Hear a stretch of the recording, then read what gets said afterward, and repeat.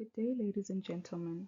Welcome to the second presentation for institutions in South Africa that support SMEs in their development.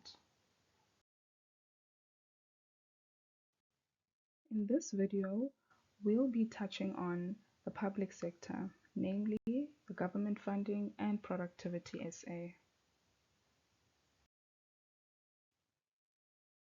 According to the SME South Africa Landscape Report, the majority of SME owners surveyed said they are actively looking for funding. However, the vast majority, being 94%, had not received any kind of funding from the government. Only 6% said they had received funding from the government.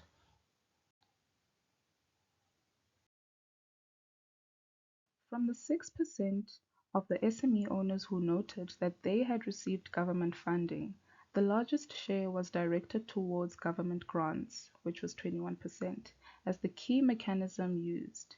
Business owners mentioned that they have received funding from other government structures such as the DTI, NYDA, SEDA, and GEP. A small portion of these owners indicated other funding institutions that they have reached out to. The first institution that we'll take a look at is SEDA.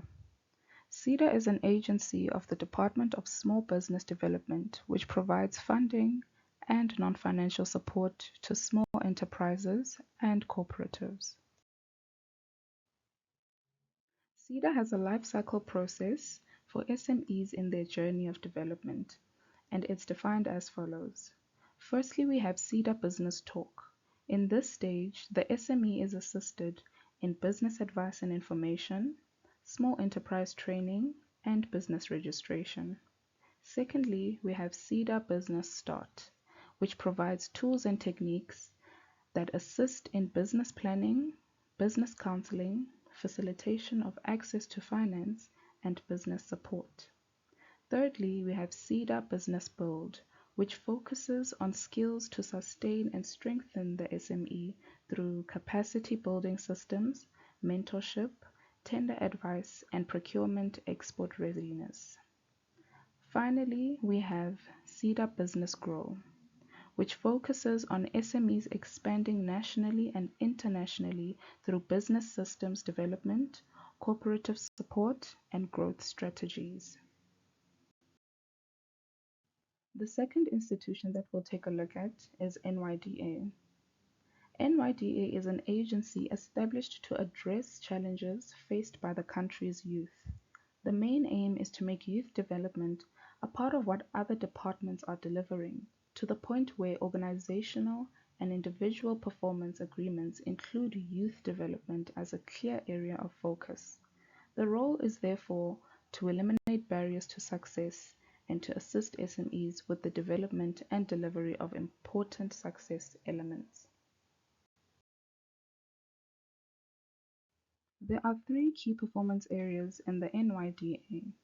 Firstly, it's the economic participation, which provides socio-economic empowerment interventions and support for the youth in South Africa, and provides increased universal access to the youth. Secondly, we have education and skills development, which facilitates and implements skills programs, and also facilitates and implements education opportunities to improve the quality education attainment for the youth.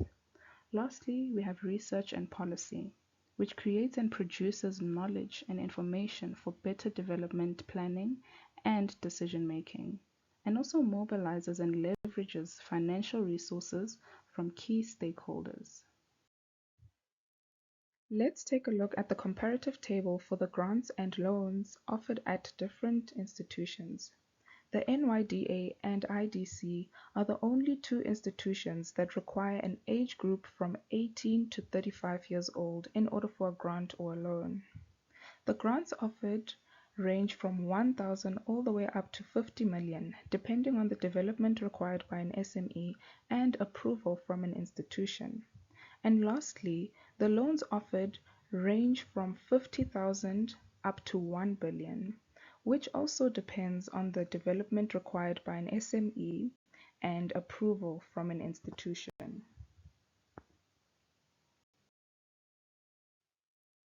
The last institution we'll take a look at is Productivity SA. This is an institution with the aim of promoting employment growth and productivity by contributing to South Africa's socio-economic development and competitiveness. Productivity SA has a turnaround and recovery system to assist SMEs reach their full potential. The process firstly starts with a preliminary assessment. This is to identify any immediate issues that need urgent intervention and thorough crisis management. Secondly is crisis management. If the company is already in crisis due to liquidation or labor action, immediate action would be taken to prevent closure of the business or possible job losses until the business turnaround and recovery process can take effect. Thirdly is the establishment of future forums. A future forum is a committee that includes management, employees, and union representatives. It creates an organized and collaborative environment that allows for open discussion between all parties. Such discussions would help identify problem areas and devise strategies to save jobs and the company.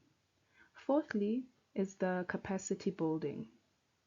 This is to ensure that all members of the Future Forum are empowered to contribute meaningfully with a clear understanding of business operations and what will make the company sustainable and profitable. Next, we have the in-depth assessment. At this stage, the company evaluates what the root causes of the company's problems are and plan appropriate turnaround strategies. Next, we have the strategy implementation. This takes place once roles have been assigned and then the agreed strategies are implemented. Finally is the productivity sustainability for keeping on track. At this stage, they continually monitor and measure relevant activities to report results to the company's management and Productivity SA. For the contact details and website information of these institutions, please take a look at the description box below for the link to the websites, and there you'll find more information on the institutions that we have spoken about today. Thank you for watching.